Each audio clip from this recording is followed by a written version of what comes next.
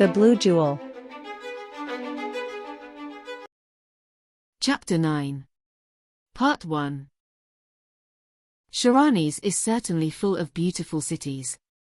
But I have no doubt that the capital of the kingdom of Erebanei, Turkheimak, consecrated to the great god Elaban and his temple, is a must-see for any self-respecting traveler. Despilin's Travels, The Intrepid Volume 16 Part 2. The preparations for the trip made Arian stop mourning his brother's death. She studied everything she could about the cursed city, consulted abundant maps and the old books that contained information about the city of Turkheimak. This kept her busy and avoided sad thoughts. Ferdinand was a great help. He knew Loaf in his younger days. The great wizard let them consult all the information he had about the city and the temple inside the great library of the Council of Magicians. The cursed city was not only of interest to the young woman, she was helped by the faithful Kendeli. In addition to Kush, he was a help to Arian by helping her read and understand the most interesting treatises. The magician was excited. It was a great opportunity to consult hundreds of books, and finally Gosberg, who surprisingly excelled in a prodigious memory and a reading ability that was the envy of others. The trio drove Iria, Ferdinand's apprentice who had the Grand Magician's order to help them with all their requests, crazy.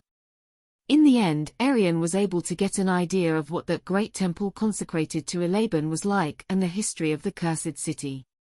The temple was built by the greatest elven masters in gratitude to the god Elaban for his help in times of crisis. The great temple commemorated Elaban's victory over the two demons of the great black abyss that threatened to destroy the earth in the First Era by saving the elves. The temple was elven construction, but most of the city was the hand of man and dwarfs. Unlike other elven kingdoms in Erebanei, the mixture of races and tolerance was the key to the kingdom. The city grew around the temple, which was a sacred precinct since inside it resided the greatest and most powerful jewel of all, the triumph of Elaban. In that city, under the protection of the temple, a great metropolis arose at the end of the era of heroes. They called it the capital of the world. It contained numerous libraries, monasteries, temples, inns, theaters, wizards' towers, and grand palaces. Everyone traveled to the city since the god Elaban showed all his power in that place. The temple healed the sick and the helpless. A place where we can regain hope. There came a time when Elaban was the protector of mortals, and that is why he was the most popular god of all. Elaban received so much praise from mortals that it was said that the other gods were jealous of him, even of his father the great supreme god, and that is why he banished him to live with mortals. The temple was a building of simple construction but of immense dimensions, rectangular in shape with two large doors, one facing north and the other facing south, without windows. On the roof there were large skylights that illuminated the temple in daylight. The interior was simple according to the chronicles: a huge pond in which the great jewel was found. The sick bathed in the waters of the sacred pool and were cured of all their ailments by the power that the jewel conferred on the waters. Around the temple there was a great deal of activity, and in the basement of the temple, these underground rooms were said to be as large as the city itself, where the priests' quarters and other rooms were located. The jewel did not need any protection. No one could steal it. Only a priest of the god Elaban could take it and take it out of the enclosure, but no priest would betray his god.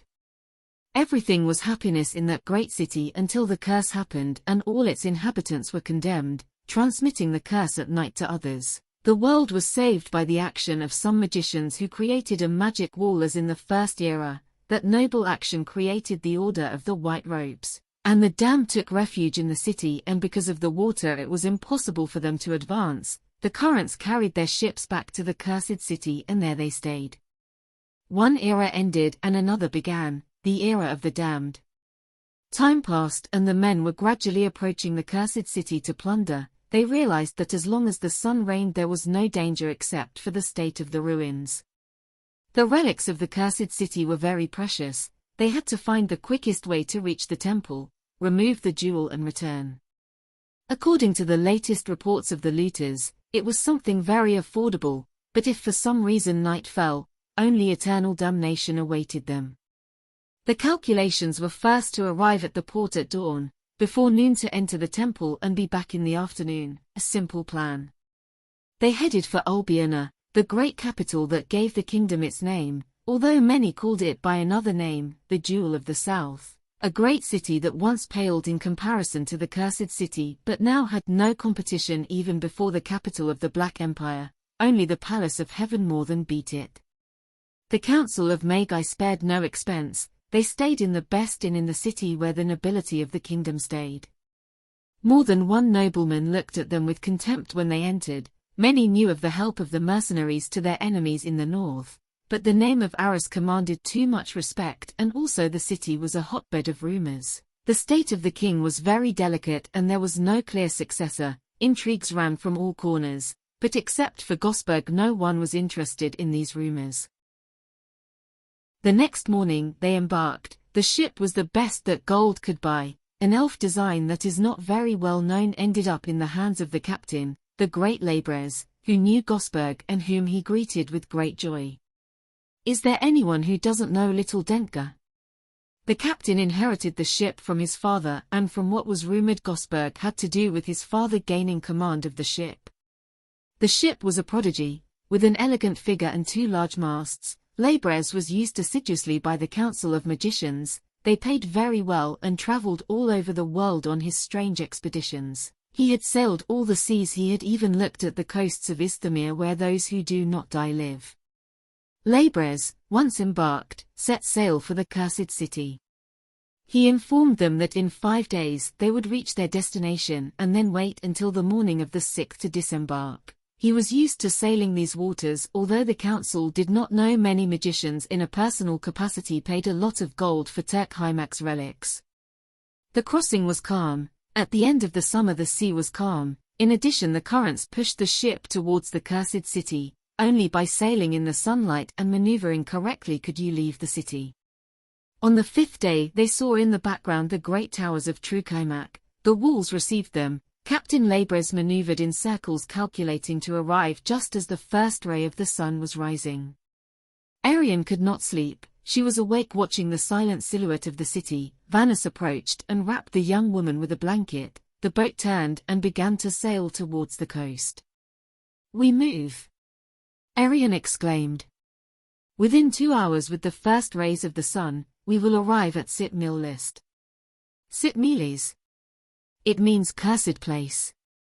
The Age of the Damned. No priest or theologian succeeded in giving an explanation for why the great God punished the world when the God of evil had been defeated. Some attributed it to the fact that even defeating the God of evil, both Elaban and the inhabitants of the Cursed City had shown too much arrogance, and for that they were punished, of course. Many did not understand these wise explanations and turned against the gods, so at the beginning of the Age of the Damned, religious strife stained the entire earth with blood. In time things calmed down and the cults of the gods survived except one. Since all their priests were persecuted and their temples abandoned, that god was Elaban. From the beginning a rumor arose that his punishment was to live with mortals until the end of time.